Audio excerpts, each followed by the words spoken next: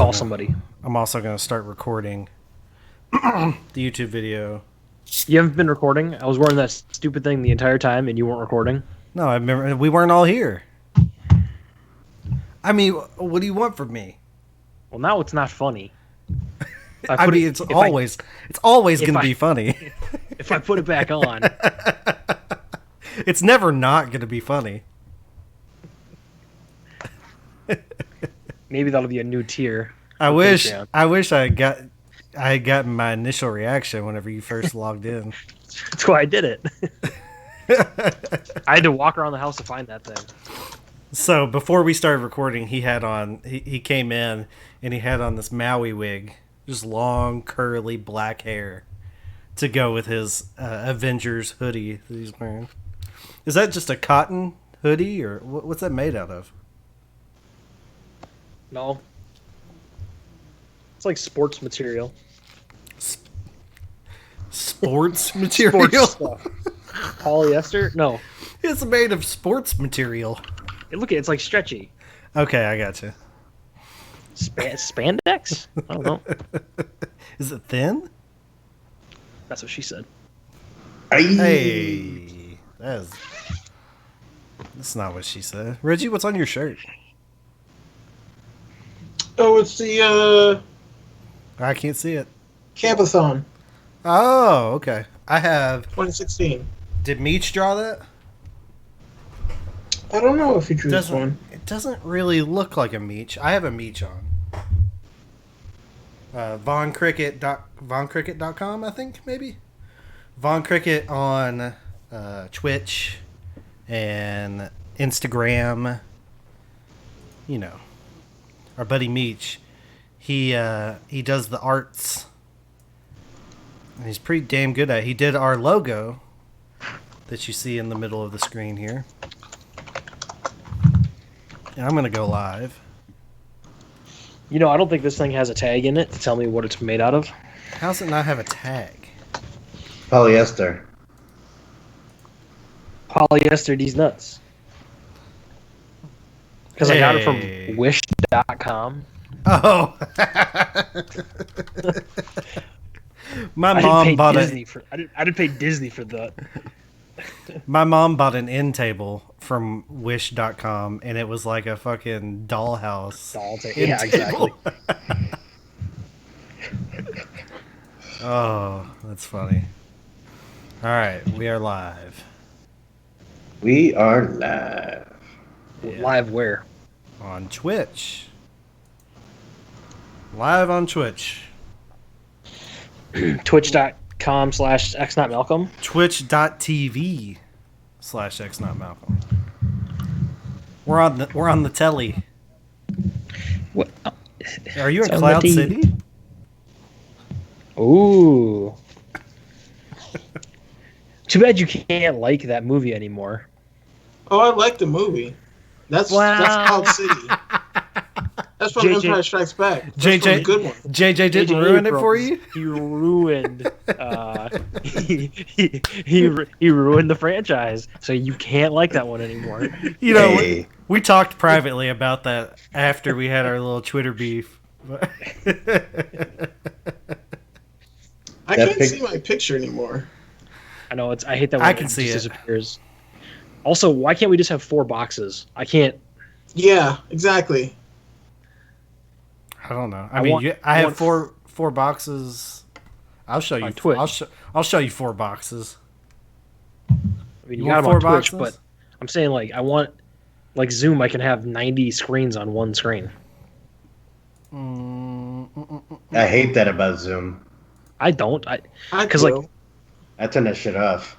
I want to be able to see all of us in a box and go back and forth. Not the way I have it now. It sucks.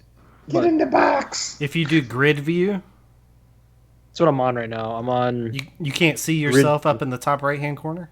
Well, I grabbed myself and I pulled myself to the center of the screen. Yeah. And I expanded my box so I'm bigger.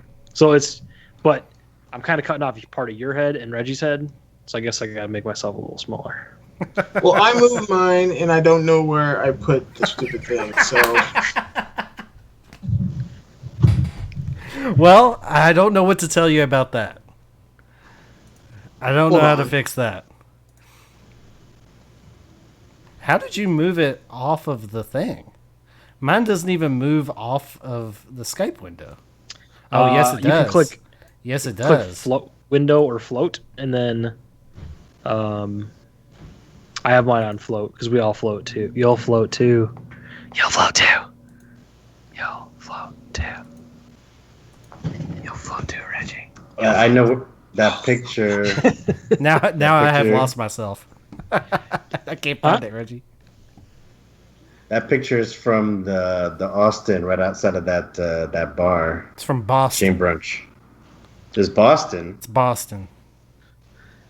That's at the I look- landing. I look Boston, like Texas. Peter Griffin from The Family Guy in that picture. Reggie, you still here?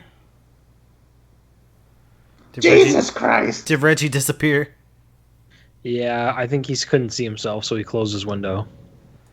Oh, well, It'd be nice if we could do this, tonight.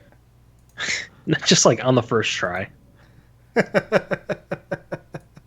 believe Pikachu.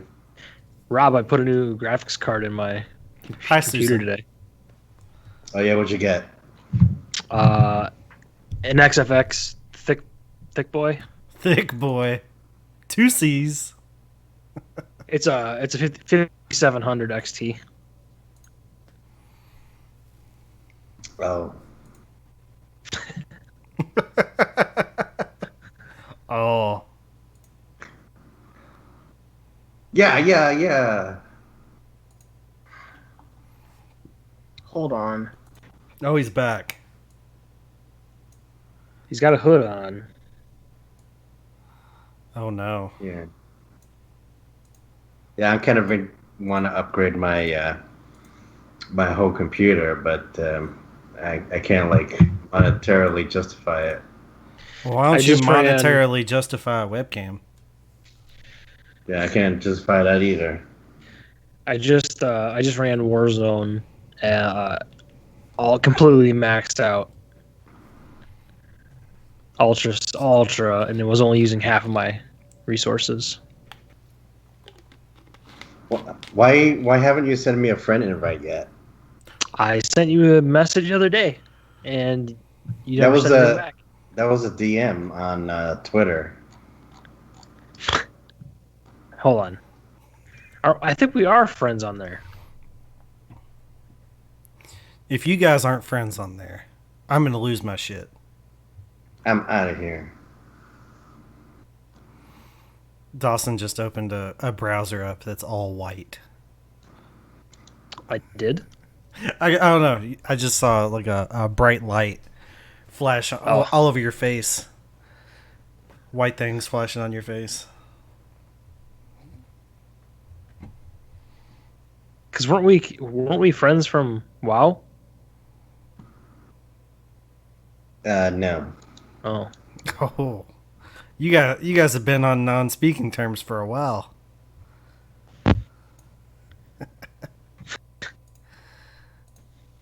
Ever since Fortnite. what's your thing, Rob?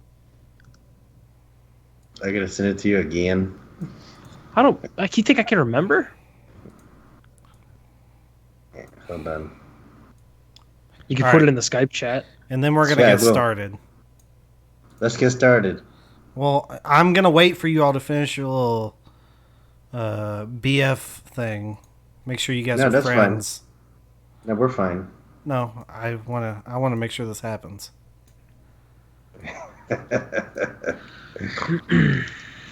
Do my I'm ears also- really not stick out? I I'm guess also- they don't. I'm also We'll do it. resizing. We'll Dude. do it live. Mine really don't all that much either.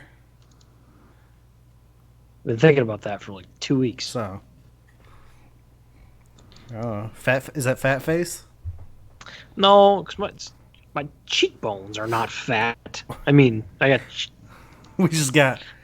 Are we getting shamed for having ears that are like not sticking out? Yeah. What am I, an elf? Maybe I am an elf. Reggie. What now? Ears don't stick out. What is this? Like my ears, you can't really see, and I think it's cameras, right? Because like this is like the camera on my iPhone, but if I take a picture with my back camera, I look normal.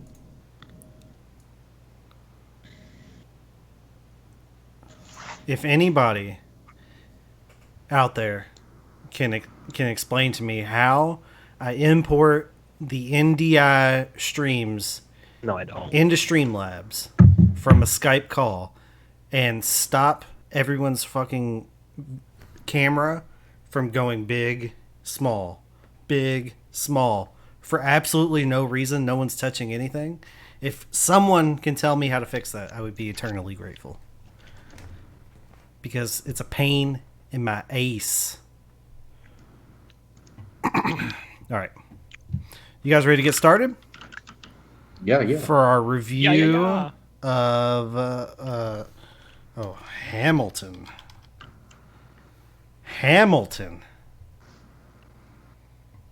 Reggie, whenever we get to Hamilton, I want you to take the lead on saying what our movie is, reading the director, writer, cast, giving us the rundown. I want you to take control of that. Can you do that for me? Okay. I'm telling you now so that I don't tell you right before we do it. And you're prepared. Got it? All right. Let's effing do this. Let me get this. Okay. Oh, I meant to do that. Damn it. Oh, cool Blizz ID. All right. Let's roll. All right. We are getting... As soon as I say we're getting started, my video changed. Can't have it right at the start of the show. That's no good. All right. Starting in 3, 2...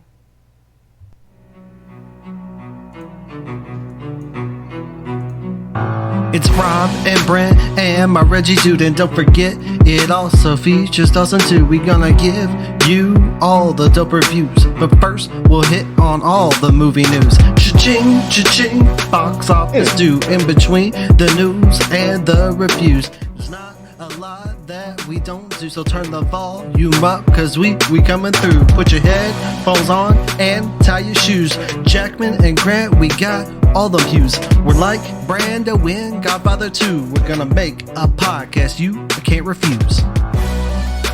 This is the Cinema Chat Podcast, and we know a lot about movies.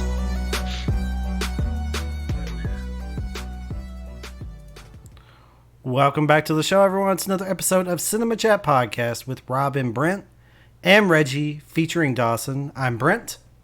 I'm Rob. I'm Reggie. And I'm featuring Dawson. Hey, we got it perfectly last week. There was a little lag this week, but hey, as far as I'm concerned, that's 2 for 2. I'm telling you, video increases sharpness. Right? We're on. The light goes on and we perform. That's what I think. So this week we're going to be reviewing Hamilton, the musical that just hit Disney Plus, the worldwide phenomenon Hamilton. But before we get there, we have normal stuff that we always do. We've got movie news. Well, we don't have box office. We just have movie news. We have what'd you watch this week? But before we do that, I want to tell you just for a second, I don't pitch this very often, but we do have a Patreon, patreon.com/cinemachatpodcast. And for $5 a month, you can get pre-show, after show, an extra cutting room floor Patreon only show that we do every single week. So every week we do a show in addition to the show that everyone else gets that you can only find on Patreon. So please check that out, patreon.com/cinemachatpodcast.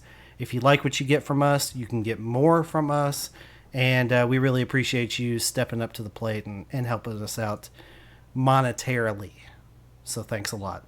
And for all of you that already signed up, we thank you also. And for the 3 guys that I have on the show this week, I have a question for you.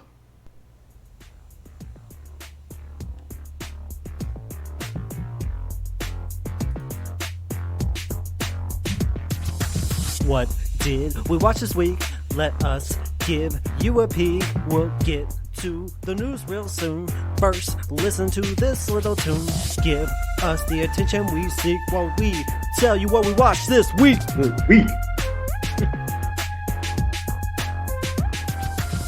Tell them, Rob. What did you see? Tell them. They want to know. Rob, please do not try to tell me that you didn't watch anything this week. Rob, did you watch anything this week? Rob. Are you muted, Rob? Did he disappear? Did he leave? Did we lose him? My Skype crashed. Skype crashed. Tell me you didn't watch something this week so we can move on. Actually,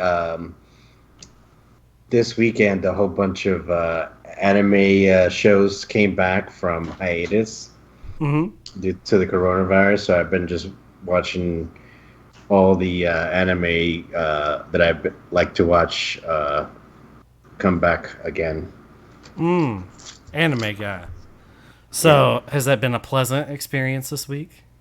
Yes, yeah. It's been good stuff, good shit. Yeah, good shit. Finally, glad to have it back. You know, because we're, still kind of in a lack of somewhat movie content. So any other content to fill in the void is greatly appreciated.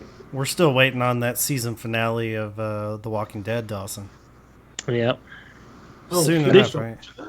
It should be done. It should be finished by now. It's been 3 months. They can't finish editing it unless they have to do a reshoot. Mm-hmm. I can't imagine they have to do that. No. Dawson, did you watch anything this week? I did. I watched The Patriot on the 4th of July. The Mel Gibson movie. I forgot that movie existed. I know. It's been a long time since I actually watched it. And yeah, it's all right. Wait. You told me it holds up. And now you're saying it's all right? Yeah, no, I mean it does. It's a fine movie. It holds up. It's as fine as it ever was. Yeah, I mean. Okay. Yeah. And then I started watching Dark on Netflix. Okay. I've only watched one episode. It's German, but you can watch it with English dubs, or you can read subtitles. And everybody talks about how it's like Stranger Things and meets it and time travel. So I don't know. It's got great reviews. So I'm only one episode in. So far, it's good. I started watching that show back when it first came out, and everybody was talking about it, and I just got halfway through the season and just couldn't do it. Okay. But I might go back to it because everybody says it's so good. So yeah, like the shot. The third season. It's on Netflix. Yeah. The final season just came out. I think it's the 3rd season.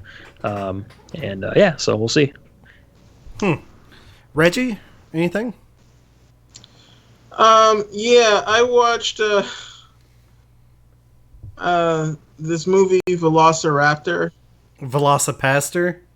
Velocipaster, yeah. I haven't seen it. I've kind of wanted to watch it, so please tell me about it. It was horrible.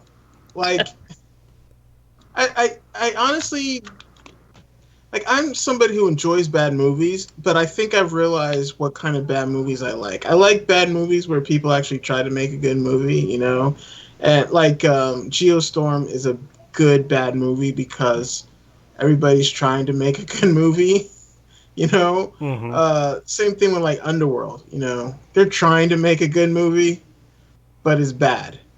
But Velocipaster, they are intentionally making a bad movie, and it's like the acting is bad on purpose. And there's something that I just find off-putting about it, and it was just like I hated the movie. I hated the experience. I thought I would like it, but not good. Like, and it's like not good. So it's like if it's not good on purpose, then what are we even doing here? That's where I come down. I also watched a movie that was fairly terrible, but Reggie, you specifically, I think you should watch it. It's called Hawk the Slayer. Yes, I started that, but I haven't finished it. It's a 1980s like sword and sorcery type deal, but it's very low budget, and it's British, and it is so bad. Like, they obviously were working on a low budget, but the types of things they did, like they have an elf that's supposed to be able to shoot his bow and arrow like really, really fast. So they'll just take one shot of him pulling it back and shooting it, and they just like cut the footage back, and they show the same shot like 3 times in a row, and then they show him hitting different people. It's like cut together. And they have a crossbow that's supposed to be like automatic, but it's just like one shot of an arrow coming out of the crossbow, and then it reloads. Yeah. It's so bad. There's a shot of a guy jumping up into a tree that you can tell is obviously like he jumped out of the tree, and they reversed the footage. And they reversed it. I love things like that, because it's like you can tell that they were like trying. They were doing the best they could. Like, they just didn't have the skill to get it or something. Yeah. Or maybe they didn't have the budget. Yeah. Jack Palance is in it as the villain, and it's the worst acting. It's so bad. It is so bad. But Reggie, I think you will enjoy it. So I know you said you started it. I would continue on. And I watched that because they reviewed it on that podcast VHS or beta that I'm scheduled to go on here in a couple of weeks. So I'll let you guys know whenever that's going to be released. But they reviewed it, and I was like, I'm going to watch this before I listen to them review it. And they burned me the week before with a bad movie that I hated. And I wasted 85 minutes of my life trying to watch it. And this, I thought it was going to be 2 in a row, because I think they're in a pissing contest on who can make the other one watch a worse movie at this point. So that's kind of where we were at with that. But I enjoyed it. I liked it for everything that it was and everything it wasn't. Is that podcast kind of like How Did This Get Made? No. Because they do movies that they like, generally speaking, but they'll do a lot of bad movies too. It's I think generally speaking, it's like classic 80s, 90s, VHS era movies, but then also just movies that they enjoyed growing up. So occasionally you'll get a movie that probably hasn't aged very well, but maybe they watched it when they were teenagers a bunch and they really loved it. So, and sometimes they'll go back and review it and they're like, wow, this did not age well. That kind of business. But I recommend people go listen to that podcast, VHS or beta. It's a pretty good little deal. Anything else before we move on to the movie news, gentlemen? None for me. Cindy, the news is on. Cindy, the news is on. Insightful. Good news. If the headline is big enough, it makes the news big enough. Timely. The news goes on for 24 hours a day. Well prepared. You like Huey Lewis on the news? Well, I got some bad news for you. Do you want the Aladdin news or the Aladdin news? The Aladdin news? This is movie news. All right, first up this week, Reggie. We're hearing stories about bad times on the Justice League set with Joss Whedon. Yeah, so I think last week Ray Fisher came out and basically said that he takes back all the good statements he had about Joss Whedon. He specifically had a clip from Comic-Con where he was like, Joss Whedon was a great guy to step in and did his best, and he said, I take back everything that I said. And he was saying that on the set, Joss Whedon was abusive and unprofessional and he also called out a few other people who said enabled Joss Whedon, including Jeff Johns and John Berg. And he says that he can't go into more details because he's still under an NDA about what happened. But one thing that we do know is that Cyborg was supposed to have had a much bigger role in the Justice League movie that Zack Snyder filmed, and Joss Whedon came in and basically cut all that. And then there are a few other things like Gal Gadot. There's a scene in the movie where the Flash falls down on Gal Gadot and it basically falls in her boobs or whatever. And Gal Gadot was like, I'm not doing this scene. So Joss Whedon was like, okay, well, just has some weird reactions. And they filmed her weird reactions, and then they used her stunt double and CGI'd her face on or whatever. So there are things like that, and like people are kind of like, where do we stand on this kind of a thing? But the long and short of it is like, it's one of those things where like a bunch of geeks are just finding out that Joss Whedon is a bit problematic. It's something that happens every couple of years where they find out that he's not as, I guess, woke as people think that he is. Like his wife came out a few years ago and was like, he was using his position as a feminist to basically cheat on her their whole marriage, and was doing a bunch of other shady shit. So it's going to be interesting to see if anybody else comes out, in support of Ray Fisher. But right now it's like, I guess until the NDA is lifted, we won't really know all the details. Yeah, I mean, I am someone that's always liked Joss Whedon's stuff. I grew up a big fan of Buffy the Vampire Slayer. One of my favorite television shows of my teenage years. Love Sarah Michelle Gellar, and Joss Whedon, created that, put it together. Fantastic show. I liked the other shows that he did. I liked the movies that he's done.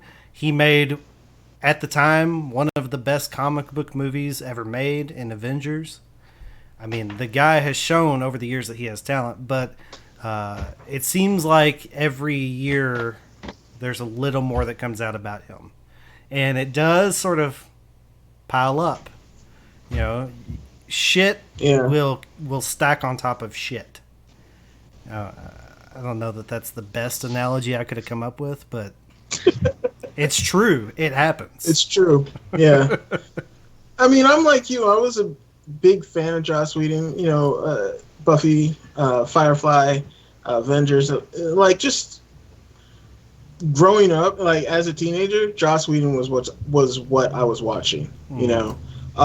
So like to find this stuff out at first when his wife came out with her little thing, I was like, is this true or is this just a woman scorn? Somebody, difficult divorce and separation. Yeah. But then like you hear a bunch of other stuff, like I guess he wasn't too friendly on the set of the Avengers.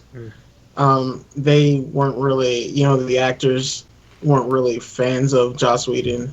So I don't know, like it sucks if this is true, because it's like, man, I'm just sick and tired of finding out that all these people are problematic. I want to be able to just like my stuff without having to think about all this other stuff.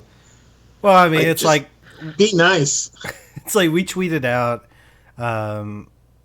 Dagger tweeted out a list of the 50 most commented movies on IMDb, and he said I think he said the only one he hadn't seen was Leon the Professional.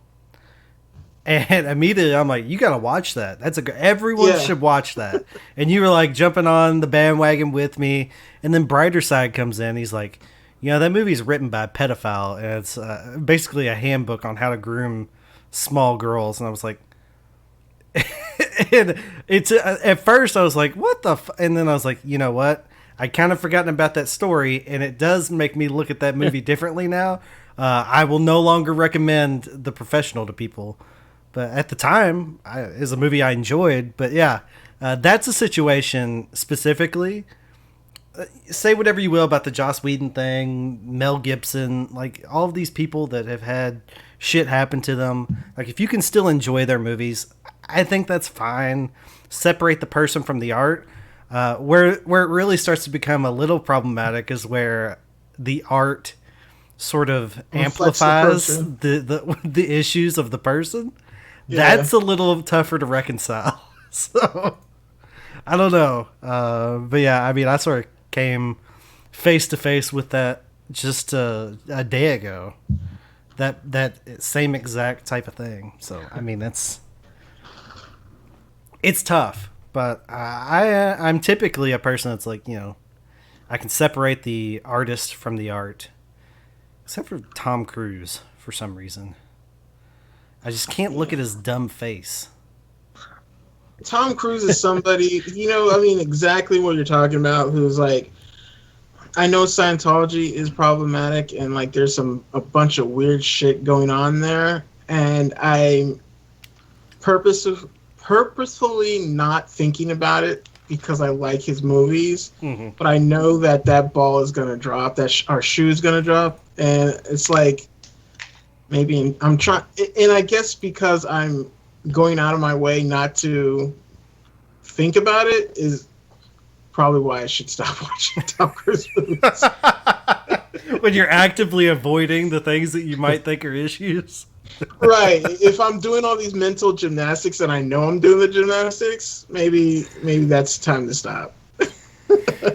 Dawson, Rob, do you guys have anyone that maybe not necessarily because they're problematic, maybe just because you don't like them for whatever reason, where you immediately, because you don't like them as a person, it makes you dislike the art that they do? Is there anyone like that for you guys? Will Ferrell comes to mind with me. Is that because you don't? Is that just because you don't like his movies, though?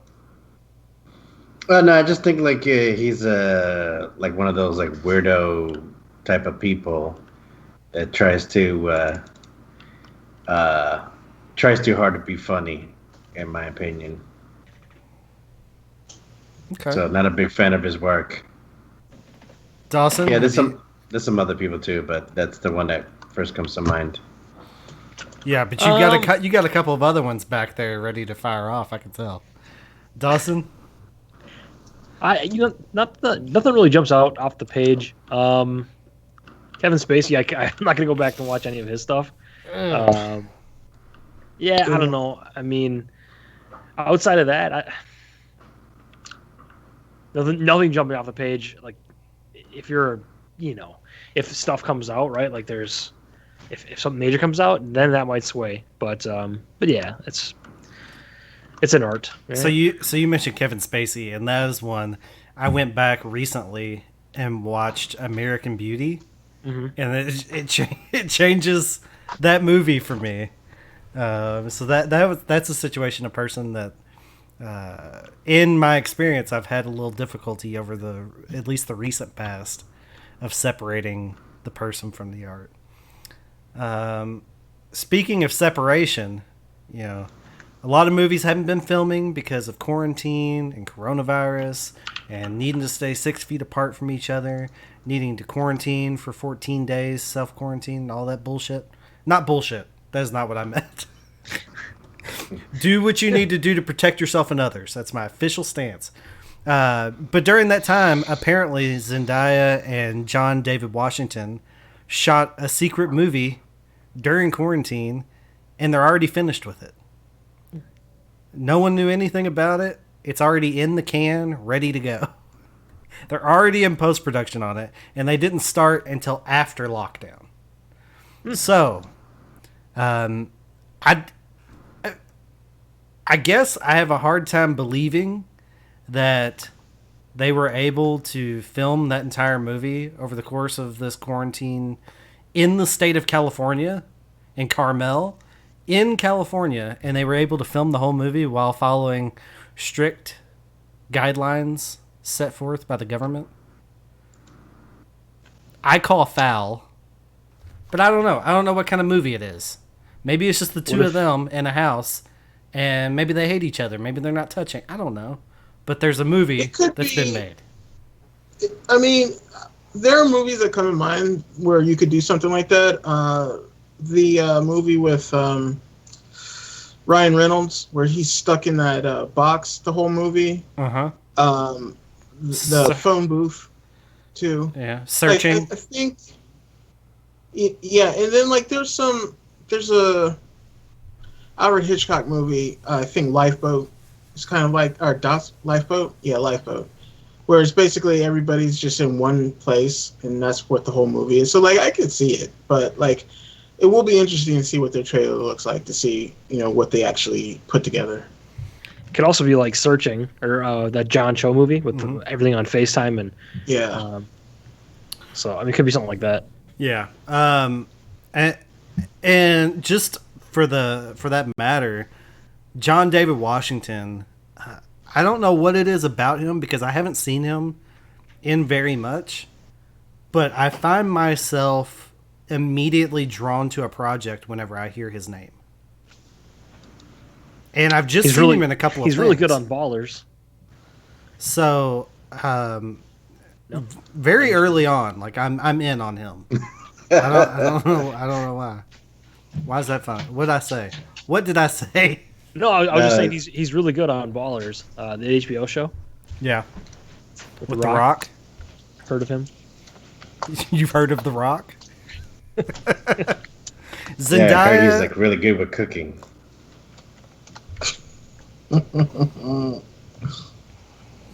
Zendaya, I knew her when she was a wee girl on the Disney Channel, but I have not seen her in much outside of Spider-Man and I guess the Greatest Showman. Other than that, I don't know that I've seen her in anything else. So I don't really have strong opinions about her. But interesting that they were able to get that whole thing done, and it will be interesting to see what the trailer looks like whenever it comes out. Let's see. I was trying to think of a good segue into this, but there's really not going to be a good way to segue into this. Halle Berry dropped out of a role because there was a dog's claws pawing at the floor right beside her. No, Halle Berry dropped out of a role because it was the role of a transgender man, and she released a statement that said, and I'm going to read it verbatim. Over the weekend, I had the opportunity to discuss my consideration of an upcoming role as a transgender man, and I'd like to apologize for those remarks. As a cisgender woman, I now understand that I should not have considered this role, and that the transgender community should undeniably have the opportunity to tell their own stories. I'm grateful for the guidance and critical conversation over the past few days, and I will continue to listen, educate, and learn from this mistake. I vow to be an ally and using my voice to promote better representation on screen, both in front of and behind the camera. So that was her statement. She received, at least from what I saw, pretty widespread praise, which is not surprising given the current political climate. But I did see a couple of detractors, namely on Twitter, which is kind of a cesspool for those type of people. And they were not met with a lot of people coming to their side either. So they sort of gave their opinion, and then they got mobbed by people that were on Halle Berry's side. But she dropped out of the role. We've seen. Did she identify herself as? In the beginning, you said cisgender. What does that woman. mean? I was really hoping you wouldn't question me on that. Does anyone else know? I'll take this one. Cisgender just basically means, I guess, actually, how do you say that without coming off problematic? Cisgender means like you present as you are, or I guess as what would quote unquote be considered normal. Like if you're a man, you present as a man and you live your life as a man. And if you're a woman, you live your life as a woman. And typically, I think sexuality is considered, if you're cisgender, you're considered straight. So if you're a cisgender man, you're a man who likes women, and if you're a cisgender woman, you're a woman who likes men. So it even extends onto the sexuality? Yeah, I believe. See, I did not know that. Yeah. So basically like, the whole problem was that there aren't a lot of transgender transgender actors, and they don't get a lot of roles where they can be themselves. Mm-hmm. And like, it was funny because when I first heard her saying that she was looking for this role, I was like, that's not gonna end well for you, because Scarlett Johansson tried that like a couple of years ago and then did not end well for her. And she was like, at least Halle Berry didn't make the mistake that Scarlett Johansson made, where she was like, I think actors can be whatever the role designs. If I want to be a tree, then I can be a tree. And people are like, oh, that's not it. So, I mean, it's good that it only took her a weekend to come around, I guess. I mean, it's definitely better than the alternative. Right. Daggard's in the chat. He says, denoting or relating to a person whose sense of personal identity and gender corresponds with their birth sex. That is from the dictionary, he says. The, with a capital T, dictionary. Oxford, Merriam-Webster, dictionary.com. I don't know which one, but it's one of those. So yeah. I mean, we've seen this lately. We've seen some voice actors. I can't remember off the top of my head which ones dropped out of their roles for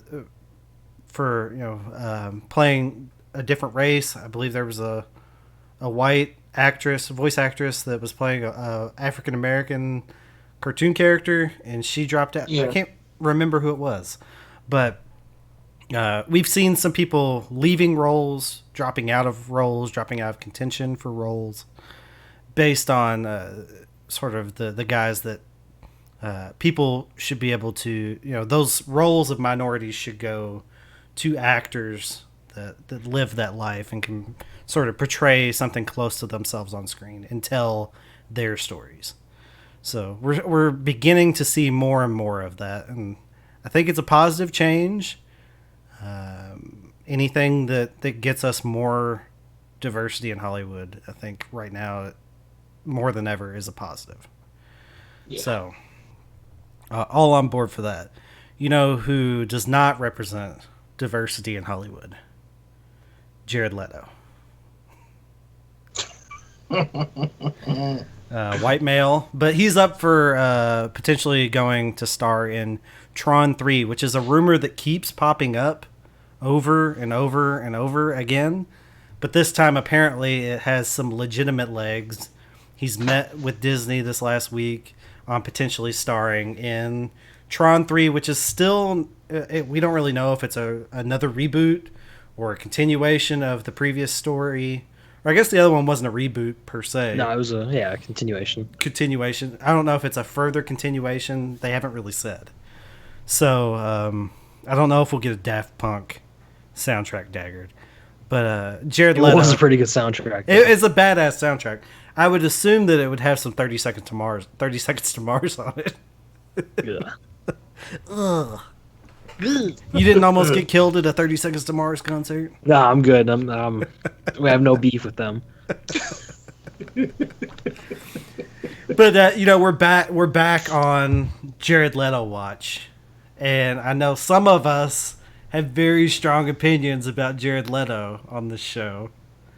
I am one that doesn't have a strong opinion about him. I enjoy his acting in several of his films. I think he's a bit of a shitbag, but I can try to separate the art from the artist, Reggie. Again, he is such a shitbag. I can't. He is a disgusting person. I hate that he's famous, because there are so many other good actors out there, and he's not doing anything so special that he should be able to get away with the shit that he gets away with. And he's running a cult, you guys. Look it up. He's got a cult. Time out. Continue. You can't drop that. Just be like, guys, Jared Leto's running a cult. Let's move on. Come on. I'm not gonna look it up, so just tell me. You're gonna tell me because you've looked it up. You can look it up, but like he's got this. Hold on. He's got this code where like, that whole his band or whatever. Like you have this the hoops you have to do to sign up to be in the, part of the band, and like he's got this thing where like they fly all these people to this island, kind of like Fire Festival, but legit. And like the money and that it costs, and like you can't leave, you can't bring phones, there's no connections, and it's just like he's got a cult going on, and it's just like not a lot of people are talking about it. I mean, and the reason I know about it is because you know how there are people who love true crime and stuff. Mm-hmm. I love cults. Like I looked them up, and it's just like, remember that cult in that they had the Netflix special about? Yeah, yeah. Wild Country, Wild West, yes. Wild Country. I didn't watch it because I already knew about those guys. Because I was like, I'd seen the video footage and all that stuff, and I was like, I read so much about those guys. It's like, oh, you guys are catching up. But yeah, I love a cult. Hold on, Daggard said, I just googled Jared Leto cult, and I regret everything I just saw. Okay, all right, no. I'll bite. I'm telling you, I'll bite. I know this isn't great for a podcast. There's a rabbit hole there. I know it's not great for a podcast or a video, but give me just a second here. Okay, he is in a bit of... What is this?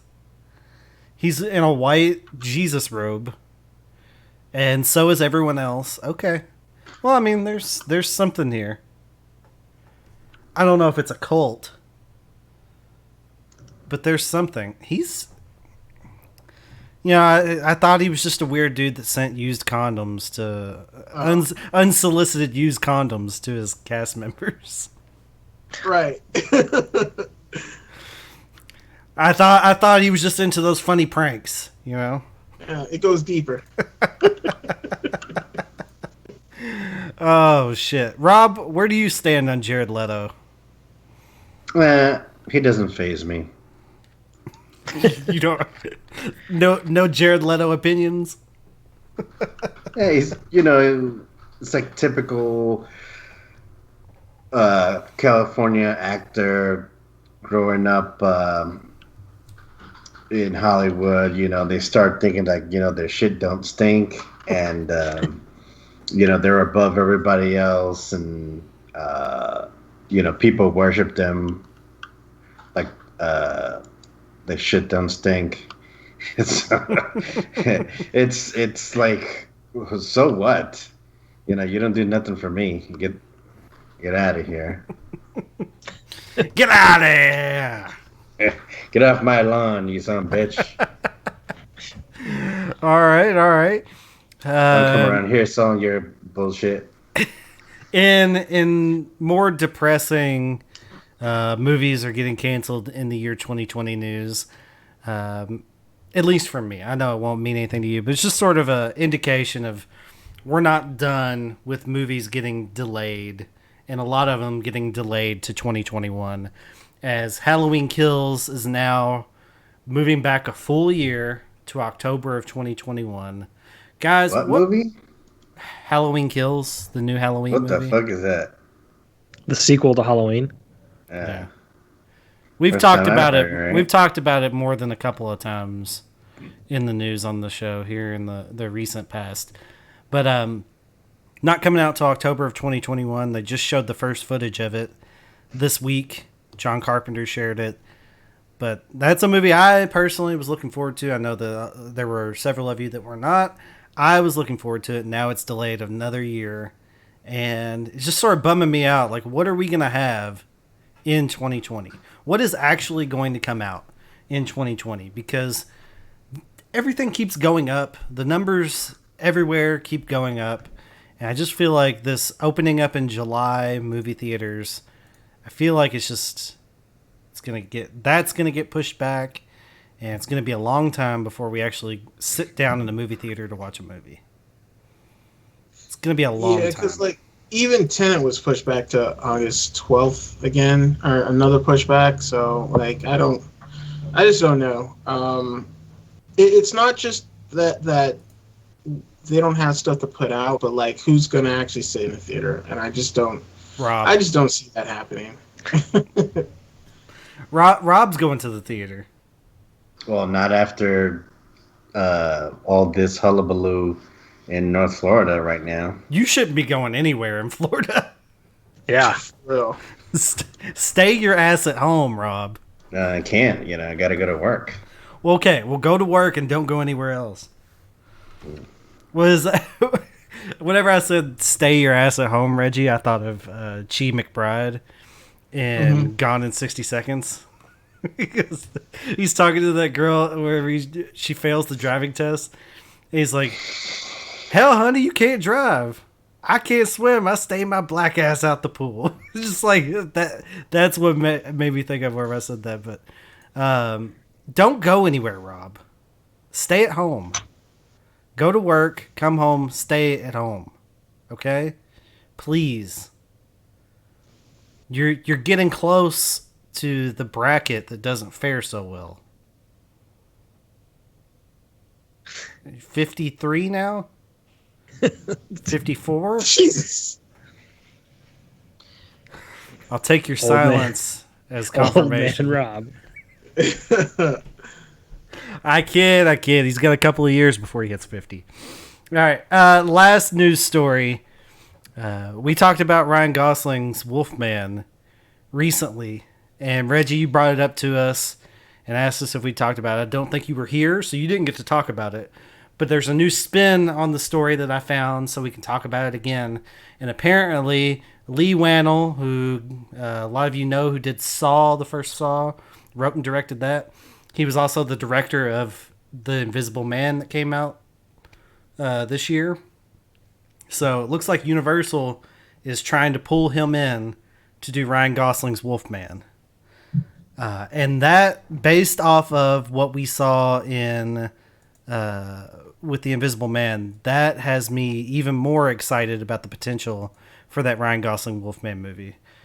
I believe he also had something to do, Reggie, with the... what's the series with the house that's haunted? American Horror Story? No, the movie House series on Haunted Hill. Oh, there's a movie series. Haunting? It's got a little kid. Insidious. I haven't seen those movies, but I think he had something to do with those as well. But yeah, so he's might be jumping on board with Ryan Gosling. So I'm down for a Wolfman with those two. Where are you guys at? Dawson, I think we talked about it, but Reggie, Rob, where are you at on Wolfman? Well, I think the premise is sound, but there's one glaring issue that is going to be the whole downfall of this feature. And I'll let you guess what I think it is. The pacing. Yeah, that'd probably be a close second. But no, my issue is with Ryan Gosling himself.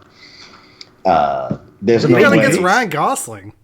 Yeah, there's no way that this guy is going to portray any type of horror in a movie whatsoever. He's it's going to be totally unbelievable. Nobody's going to fall for that bullshit. You could not be more wrong right now. Nah, I don't think it's going to be any good. I think it's not. Miscast, and that movie's going down the toilet. I have never been more confident in you being wrong than I am in this moment. Are you sure? Are you sure? Well, I mean, I don't know. Reggie, what thoughts from you? I was shocked to hear that. I think Ryan Gosling is one of the finest actors of our age. Yes, I agree. And I don't think that's a controversial thing to say. But you know me. I love these monster movies, and the old Universal monsters. I'm on board for. That's one of those things I'll always go to see. They'll always have my ticket. So yeah, I'm all for this, especially with Ryan Gosling here. Like, I'm excited for it. Haven't seen anything. It's garbage. It's all garbage. Lurk says Ryan Gosling will crush it. In Drive, so good. He's so good. He's great, that was man. Horrible. How many Ryan Gosling movies have you sat down and watched? Because I'm not convinced you've watched very many of them if you don't think he's a good actor. No, I've watched plenty of them, and that's why I say it's the same issue with Leo DiCaprio. Yeah, great actor, but you never see the character. You always see Leo DiCaprio. You always see Ryan Gosling. You don't see coming after Leo too. Yes, it's these guys, these pretty boys. They think they're hot shit, like the shit don't stink, and they're all garbage. That's the second time. It's the second time you've used that line. It's like the third time he's used it. Count it. Rewind the tape. Some hot takes. Oh man, how do we get out of this? It's the question of the week. Your answer you seek. Question of the week. Movies. So good. That's all I had for the news this week. Do you guys have anything before we move on to the feature presentation? I saw just really quick. I saw two things. The Train to Busan sequel, Peninsula. Mm-hmm. It got its U.S. release date, which I don't know if it's going to be an online thing because it's set to go at the Cannes Film Festival. So August 7th, I think it was. But then it's going to show up in 150 theaters in the U.S. Yeah, on August 7th. So I don't know if we're going to get it or if we'll get it on demand. But I would say August it gets 7th. pushed back. Oh yeah, or sure. or VOD. I think that's the more likely scenario. Yeah, that's how I would prefer to see it. Yeah. And then the second one that I pulled was just that there are rumors that Warner Brothers is going to do a Constantine movie, another Constantine. So, would they get the guy from the television show? Because he was pretty good, right? I didn't watch any of the TV show stuff. Did. He's good in it, and they moved him over to Legends of Tomorrow after Constantine got canceled. So. Yeah, he actually voiced the Constantine character in one of the animated movies as well. You know who they should get to play Constantine? So hold on, I did hold a piece of information out because I wanted to hear Reggie's level of excitement. JJ Abrams is tied to be the producer. I fucking hate you. I hate you.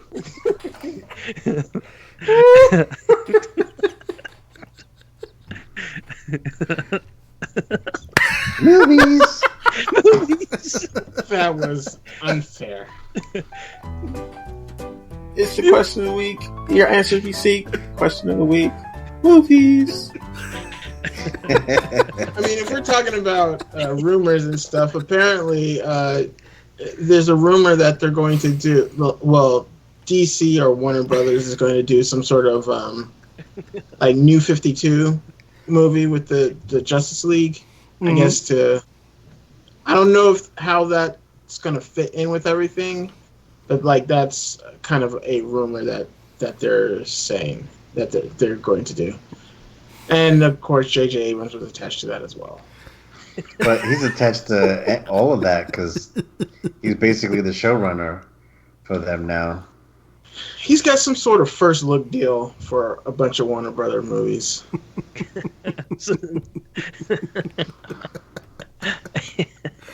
I hate you right now.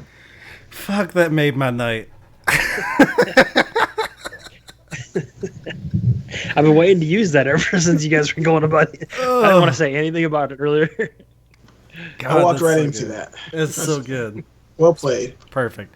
All right, let's get into our feature presentation.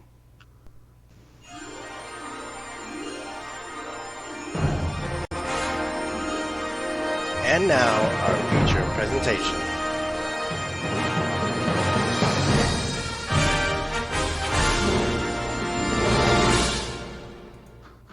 That's right. Our feature presentation, we're doing the movie that everybody, well, it's not a movie. I guess it's the musical that everybody's talking about that was just put out on Disney Plus on July 3rd, Hamilton, starring Lin-Manuel Miranda, Leslie Odom Jr., Anthony Ramos, Philippa So, David Diggs, Renee Elise Goldsberry, Chris Jackson, Jasmine Cephas Jones, and a bunch of other people. And it's basically the story of Alexander Hamilton, based off of. It was filmed from one with the original cast when it was on Broadway, and it's based off of. It's inspired rather by the book Alexander Hamilton. So we should start this off by saying that Reggie, you are the resident Broadway guy, musical guy. And I think I speak for the other three of us. That is not really our jam. And correct. I was resistant to even reviewing this because it's something that everyone loves. And quite frankly, I don't want to shit on things that everyone loves. Mm-hmm. It's not really my favorite thing in the world. So I was resistant to this, but came time for Watch Party on Friday. And God damn it, if everyone wasn't talking about it. So it seemed like, we don't have a lot of movies coming out in the theaters. We have no movies coming out in the theaters. It seemed like we needed to call an audible and do something that people seemed to actually give a shit about. So we turned on the dime and we watched Hamilton, and we can talk about it, but just know this movie's geared to Reggie. Just as a fan of musicals. Also, Reggie, you're a big history buff. So when those two things converge, I would imagine it's, I don't want to say orgasmic for you, but I'll let you say it. I mean, when those things converge, it is amazing. Yeah, I mean, I heard about Hamilton when everyone else heard about it and listened to the soundtrack over and over. And then I never got, I know they're still touring, like not the original cast, but like there are places you can go see it. I think, were before COVID. But like they came to Charlotte when I was living there and I was thinking about going to see it, but I'm just not going to pay like $600 to see one show. Yes. That's just too much for me, and that's the one thing that I do hate about theater is that like a lot of it can be really expensive, and I just don't understand. I just can't get down with like that's the problem I have, because like I went to Australia for a week and spent a little bit more than what I would have spent on a front row ticket to see Hamilton. Front row, and I just, Jesus. Like it's ridiculous.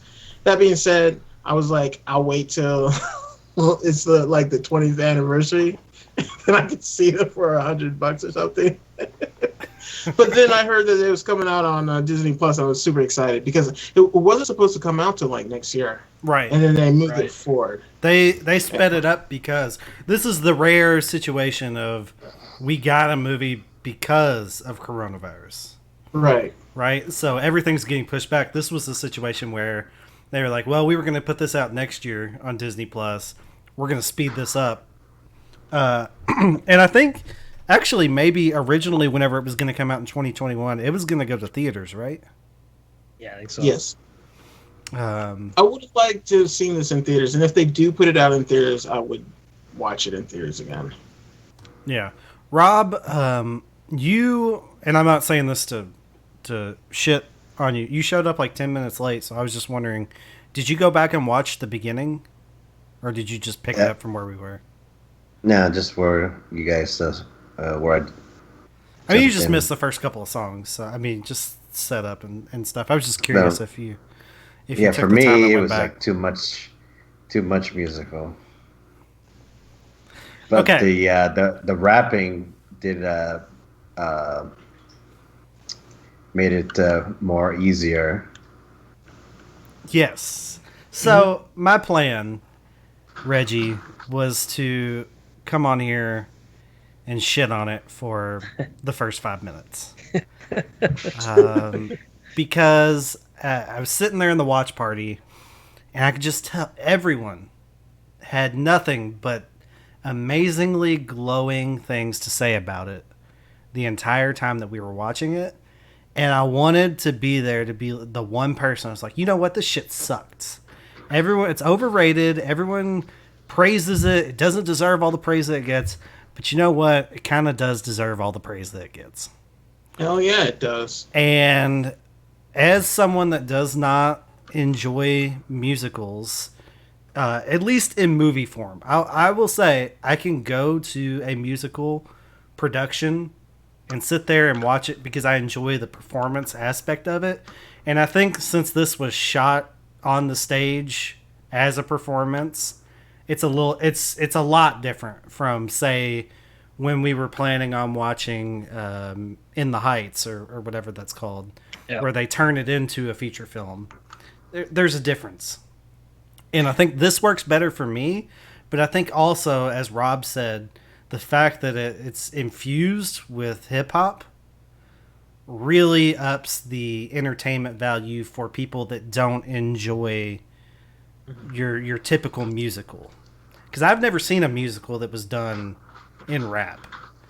And it was a completely different experience than what I'm used to.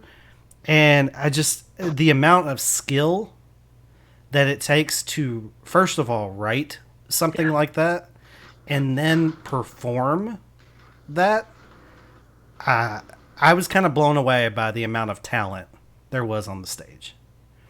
And I did not think I was going to say that. I legitimately thought I was going to be let down by it because of how much everyone's put it up on a pedestal and talked about like it's the greatest thing that's ever come to Broadway. And I just thought there was no way that it could live up to the amount of hype that people had put on it. And I pleasantly, I can say without a shred of irony, that it lives up to the hype. It just does. It works. And I was happy watching it. I'll say that. Would you say you were on the hype train? Hype train! Hype! Choo choo! I'm glad to hear that. Like I said, like I was surprised when people were suggesting we do that for the watch party. Because like, I don't know. I mean, not to say that our community is not the target for that, but like, one, it's long. But I am saying, like, I was shocked at how many people would want to actually see that.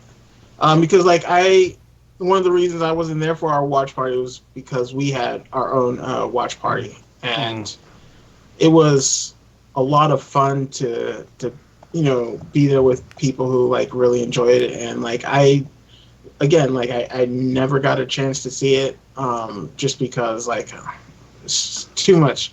And I'll say this, after having watched it, I'm glad I didn't pay that much money to see it. I mean, I really did love the movie or document, I don't know, movie, whatever. Like, I love the experience. I'm glad I got to watch it, but it's not the best musical I've ever seen.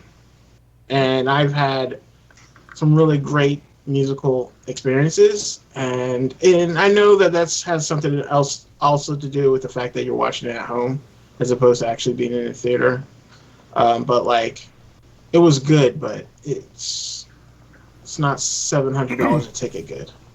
I don't think anything is $700 a ticket good, but I do think that it probably would have been a different experience for you if it just is different in the room.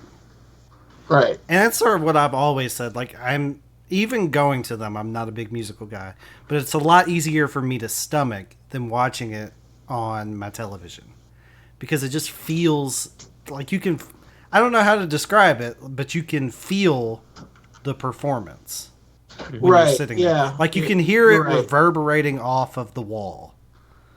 You can, it's just different. It's just it's definitely different when you're in the room where it happens. Mm-hmm. Yeah, I see what you did there. I got that. I got that reference. And I'm in the same boat, right? Musicals are not my thing, but I did really enjoy The Book of Mormon. But that's more of like a comedy than, and it's vulgar, right? And it doesn't fall into the line of Cats or Rent or whatever. It's funny. That lines up with me. And same thing with this. I didn't really care. I have never heard a song from Hamilton. I had no interest in it. And then we watched it, and I text Brennan like, this is one of the most impressive things I've ever seen. Just the thought process of like writing it and then memorizing it and performing it, and who knows, like if this was, I don't think, was this live or there's no audience in this, right? No, it's live. So yeah, like the fact that they did that and they didn't have like, there's not a single flaw in this entire thing, at least that we caught. So let me stop you there, because they did shoot it over the course of 3 different performances. Oh, okay. So they splice it together. Yeah. So it's put together from multiple different performances. They could have fucked up. They could have. Yeah. No, absolutely. But no. I mean, does that make it less impressive? No, not at all. That's the thing that I thought, on top of, the stage production, I thought the direction was really good, because it seemed like they had all of the correct camera angles and they had all of the right shots. Like the camera was always in what it felt like the best place it could be at any given time. Which I think when you're filming a play where, there is a focal point, but if you go to a play, like there's a lot of stuff that's happening in the background or off to the side. Like they always had it panned out just enough to where you could get the shot that you needed on the focal point, but you could still see what was going on around it. And I think it would have been easy for them to just sort of try to get the close-ups and miss a lot of things. And I think that filming it over the course of 3 performances may have helped with that, because they could look at what they had and say, okay, on the next performance, I want to make sure I get this shot. I'm moving the wrong thing. Damn it. I thought it was excellent. And there's a lot of pieces to it beyond what you would normally think of with a play that I think worked really well, and they did a great job with. So consider me not converted, because I'm not like a musical guy now, but I was impressed. I was fucking impressed. And like I said, I wanted to shit on it. I wanted to pretend. But as we were leading into the feature presentation, I'm sitting here thinking about, all right, what am I going to say? What am I going to say? And I didn't even know how to talk shit about it. I'm like, what am I going to say that's even going to be remotely believable that it came out of my brain? Because it's just not how I felt about it. And that's probably the most surprising thing to me. Like, talk about upset of the century, right? I did not think I was going to come into it like that. There's a lot of good things to say about it. A lot of great performances. But you mentioned Book of Mormon, Dawson. You mentioned the vulgarity of it. Hamilton, while not a vulgar play, has its share of obscenities. And in order for them to get it on Disney Plus and to get the PG-13 rating, they had to cut 2 fucks out. And if I'm being honest, I never heard them actually say fuck in it. I think I might have heard it, and I feel like I think I found where they scratched out one of them. Mm-hmm. But other than that, it didn't impact me, because naughty words don't offend me. Well, so. But even still, I had looked for it. Guilty as Charged, I've watched this twice because I watched it with Molly as well. I listened to it when the next morning, Saturday morning, we drove up to our cabin. And so I listened to at least the first act because it's like an hour and a half drive. Yeah. So, yeah. So they cut out, basically what I was getting at is they cut out some stuff, a couple of words to get to a PG-13, but I thought that they did it in such a way that it didn't impact the art whatsoever, which I was happy to see. And the fact that the guy that created the play, wrote the play, like he's the one that made those decisions, makes me feel better about it. I kind of gave him guff for putting it on Disney Plus and needing to, water it down. But I thought it was done very, just much like everything else in it, done well. Like they made the right decision, I think. I mean, I would not be, like Dawson said, like I wouldn't be offended if they put them in there. But I thought if you're gonna do it, like they did it well. Yeah, I think smart decisions on their part were made. Now's the fun part. We get to talk about some of the actors, some of the performers. I have a standout, but I want you guys to tell me if you have a standout and who they are first. Before I go. Right off the bat, Leslie Odom Jr. is like the best thing in this play. Which he won best performer, right, at the Tonys for it? Because he's actually the lead character. Well, he played Aaron Burr. Right. Well, I know, but that's they classify Aaron Burr as the lead character. Play, which is odd, but they do. I thought he was great, fantastic. He's awesome in it. He's not my standout, but he's fantastic. Oh, really? Yeah, I've got another one. Rob, is there anyone that you particularly cared for?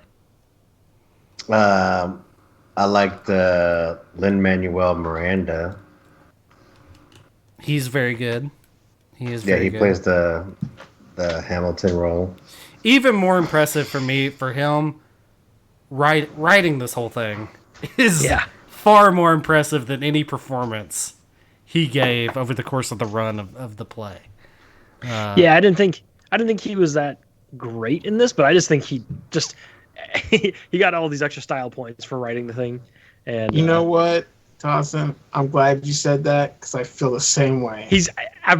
Because he's the lowest voice. He's the hardest to hear. If anything, I would replace him with any I have I have it pulled up here. Like I would want to see someone else do that role. I saw Wayne Brady did one. Wayne Brady was Aaron Burr. That'd be kind of cool to see. Yeah, like I honestly like watching it. Because I mean, I've listened to the soundtrack countless times, but even watching it, I was like, he is probably. Man, it sucks to say since he did so much to make this happen. I mean, this is his brainchild, but like he's probably the weakest voice on the stage. Like I don't think he didn't make the songs for his voice. I don't think, or they just don't fit for him.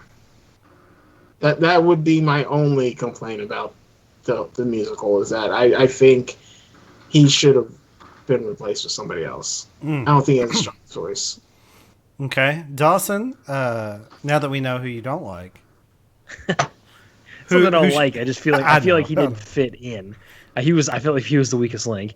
The two that really stood out to me were Christopher Jackson, who played George Washington, and David Diggs, who played Thomas Jefferson and Marquise de Lafayette. Okay, so David Diggs is my standout. He is the one that I watch him when he's in the background. Like I don't know what it is about him, and maybe it's because I've seen him in other stuff and I'm more familiar with him as an actor. But he is my focal point when he's on stage.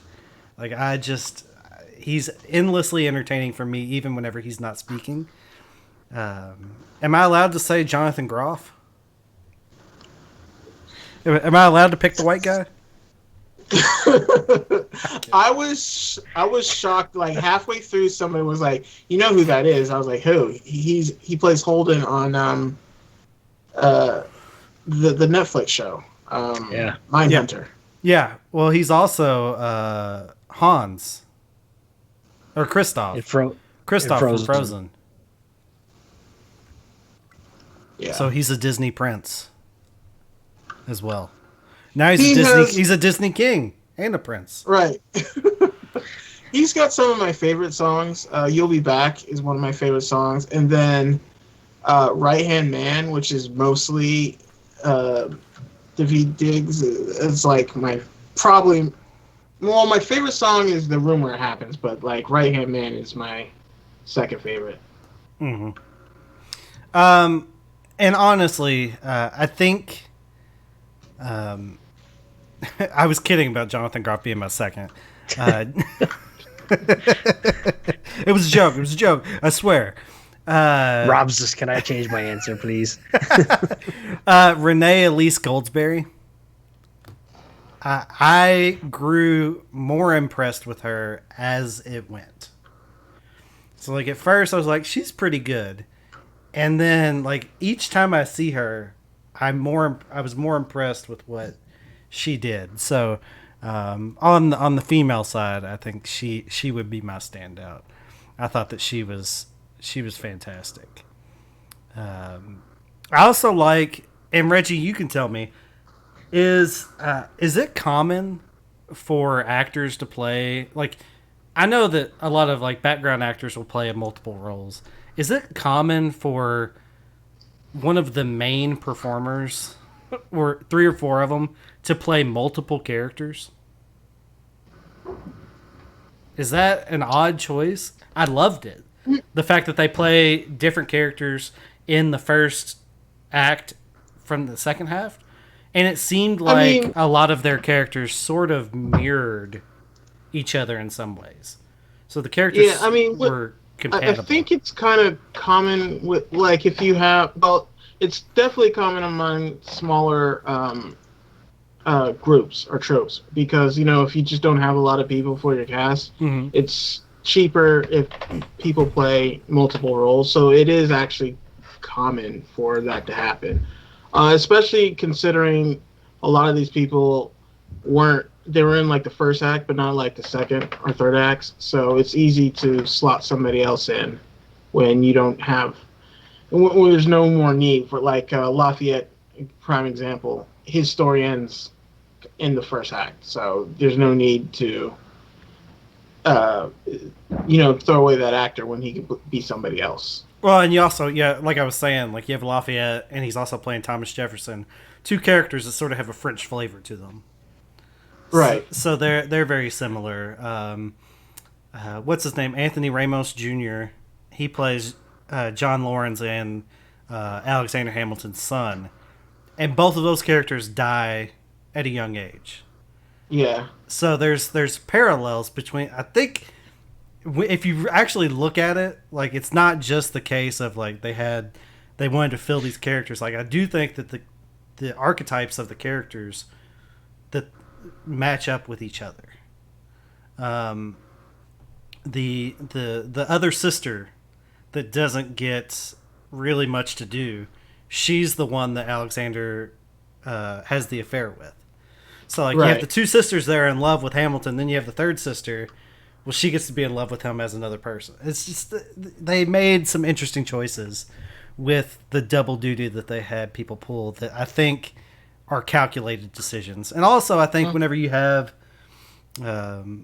delivery of material, which is different than you would typically get on Broadway, i.e. the rapping, whenever you find people that are very good at it and very entertaining with it, I would imagine you want to get as much out of them as you can, and it's got to be more challenging to find people that can do that to the height of the abilities of the people that have done that. And there's probably a dollar saving aspect to it too, but I think it's sort of they accomplish they kill a lot of birds with that one stone, I guess is what I would say. Yeah.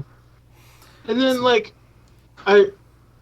I really love the story of it. Like, I think what I liked about this is that it doesn't really sugarcoat or romanticize Hamilton's life. Because it would have been easy to make him just this mythical, unflawed character, but like they go out of their way to show that he's got these flaws and he was kind of the instrument of his own demise in some ways. Because like he really cared about his legacy more than anything else. Like, I love the line that is like, "Has anybody done more to ruin their own life than Hamilton?" Because like he comes out with these papers to clear his name, but then ruins his name, thinking that like, yeah, no one's gonna care about the affair because he's not a cheese in it. It's like, okay, but yeah, you dicked yourself over. Hey Rob, speak more, smile less. What'd you think?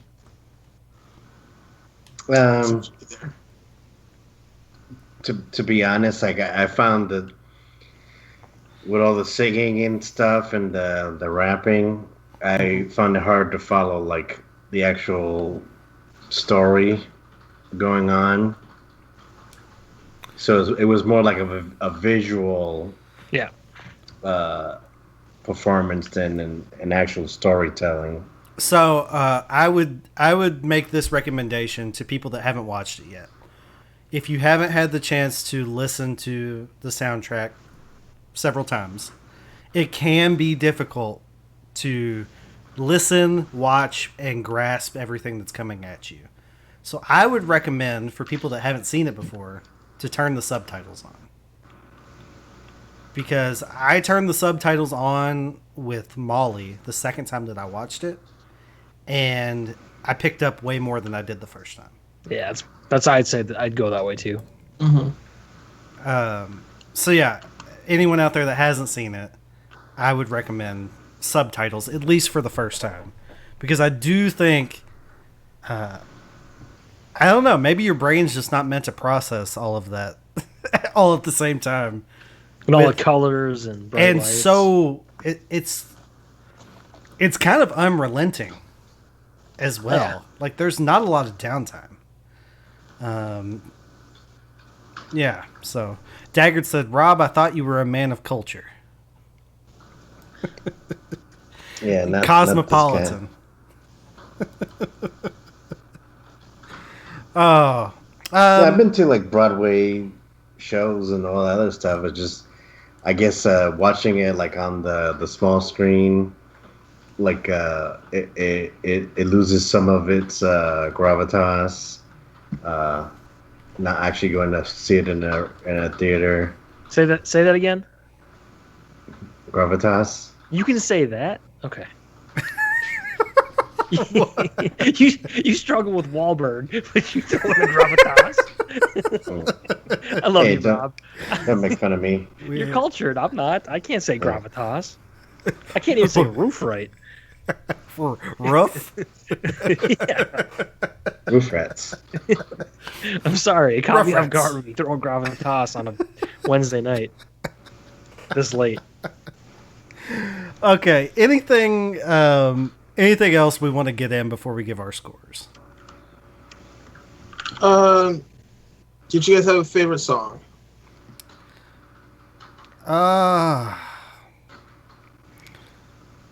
There wasn't really one that stood out to me. I celebrate the whole catalog. I like the debate scenes, the rap battles they went back and forth.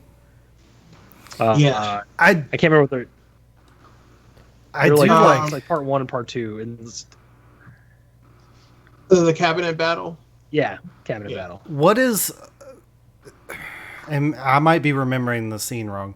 There's one rap that Lafayette does where is he standing on a piano? Or he's standing up on something over top of it. I don't know. I can't remember. But there's one where he just goes off. And I was like, damn. That was impressive.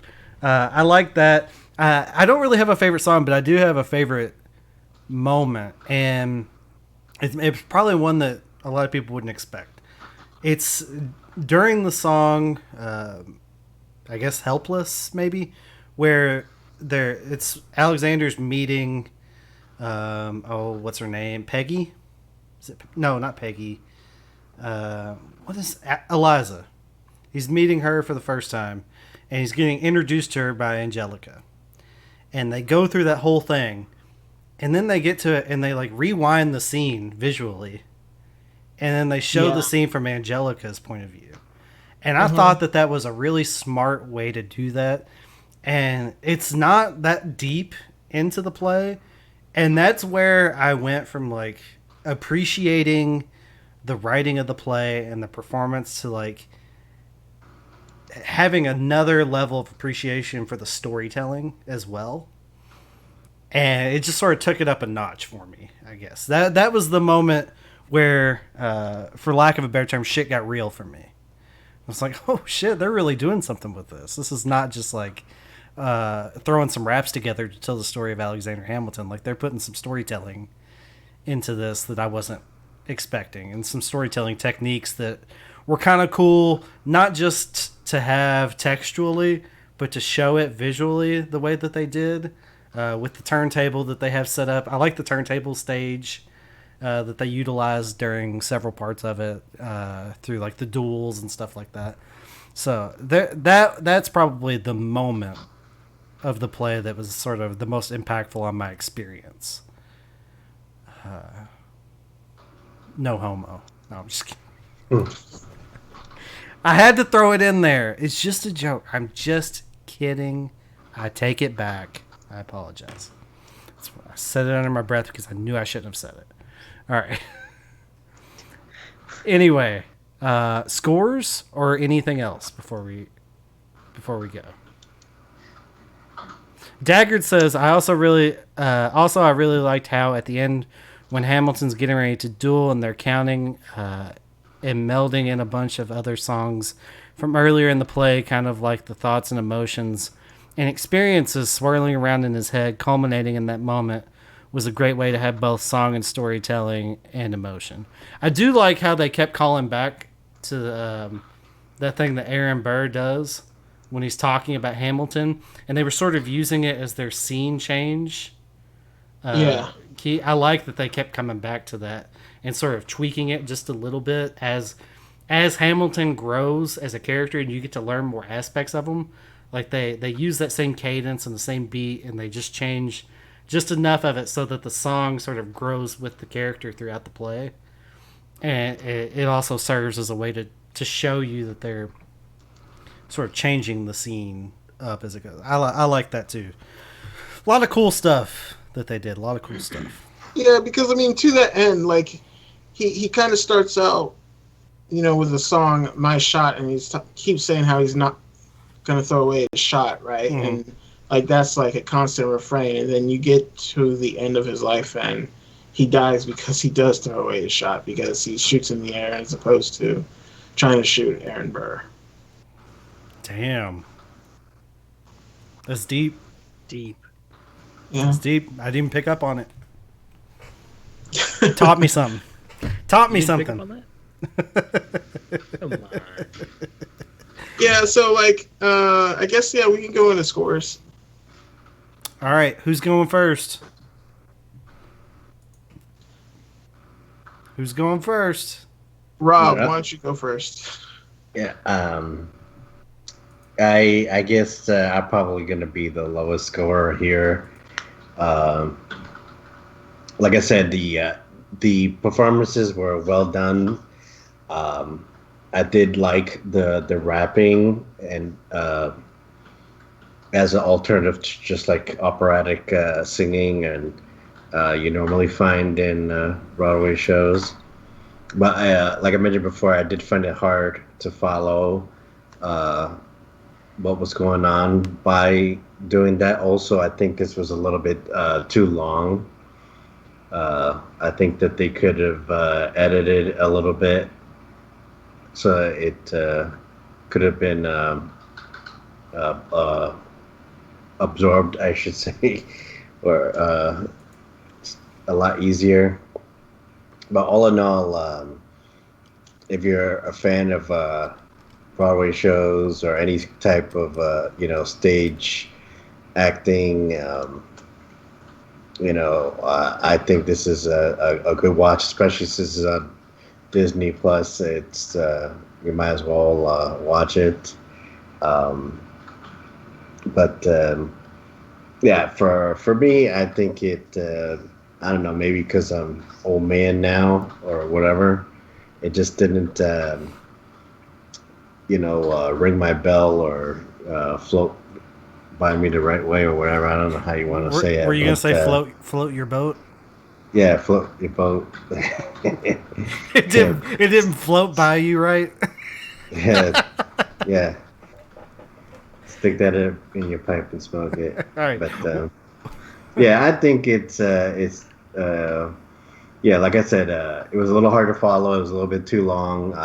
I think that if it was a live performance, it would have been one thing. But since it's something that's been recorded, it could be edited, and like you mentioned, it was 3 performances spliced together.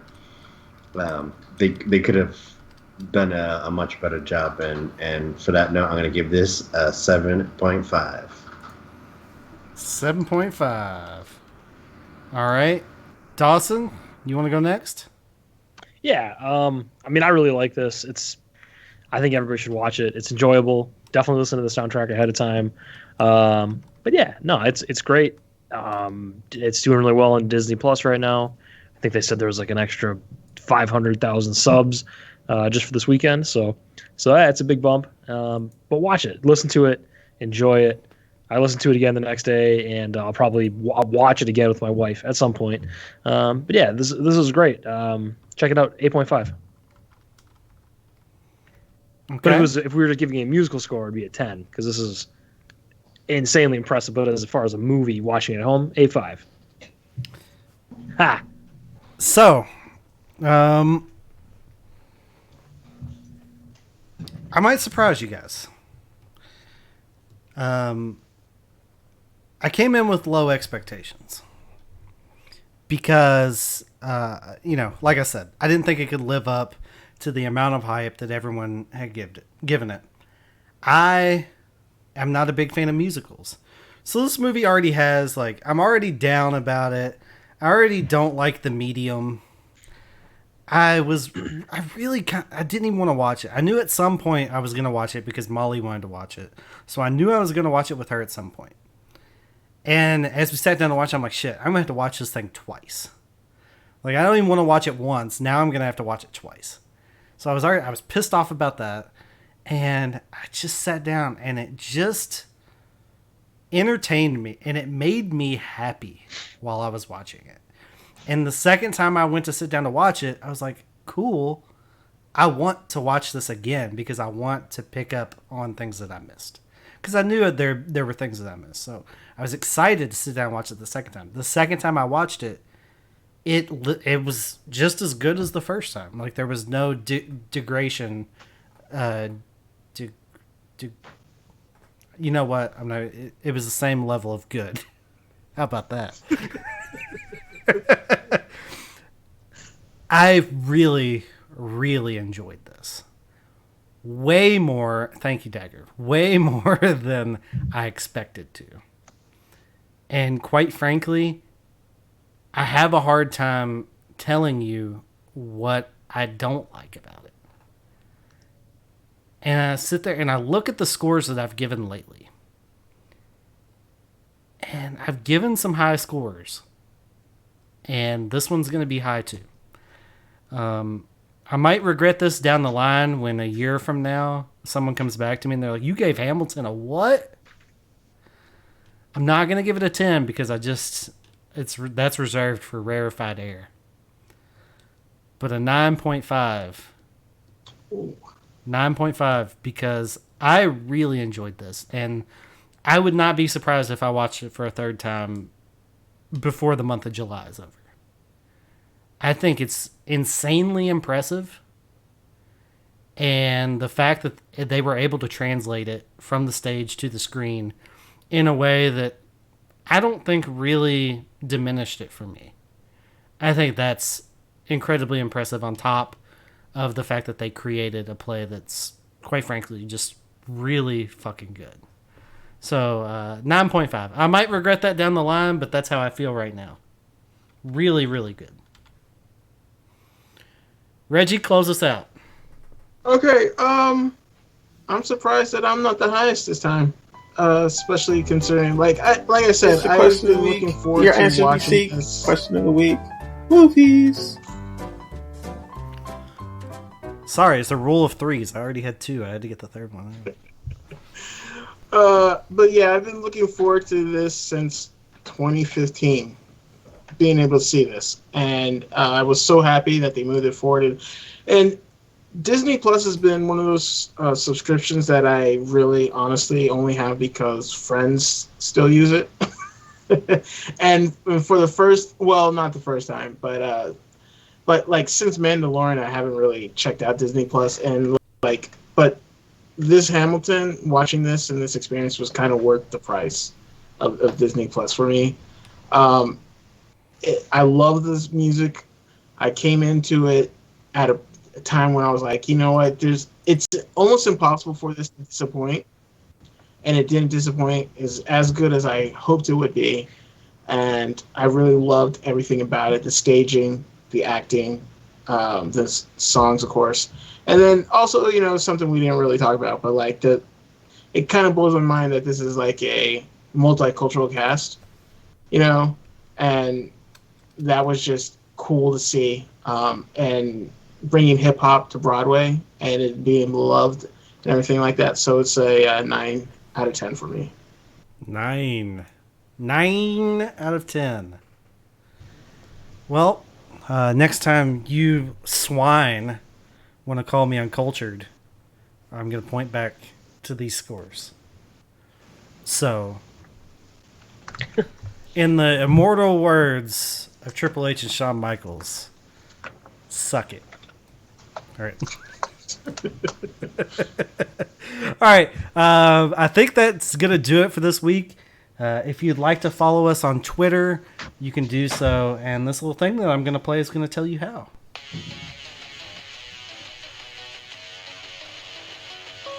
You don't need to follow me. You don't need to follow anybody. But you can follow us. I'm Brent, and I am X, not Malcolm. And he's Rob, and he's Rob 1. There's also Reggie, who is Hit Dog. We can't forget about Dawson at Andy _ Dawson. Don't forget to follow the podcast at Cinema Chat Pod on Twitter. And check out our website, cinemachatpodcast.podbean.com. I'm following you now. I'm just going to follow you everywhere. I'm just going to follow you the rest of my life. Thanks, Peter. Now, if the rest of you would get off your ass and follow us, that would be great. Mail, motherfucker. Oh, and don't forget to send your emails to cinemachatpod@gmail.com. We'd love to hear from you. Please, send us something. Have a good week, everyone. Goodbye.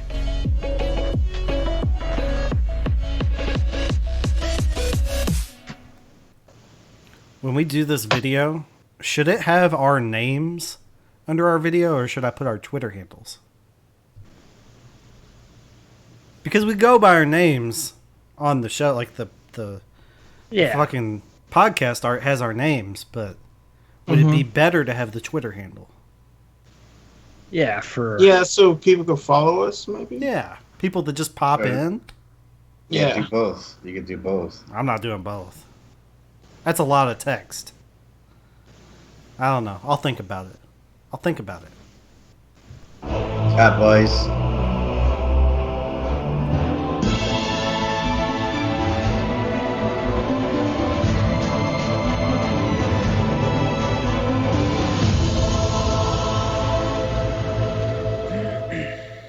You're still here? It's over. Go home.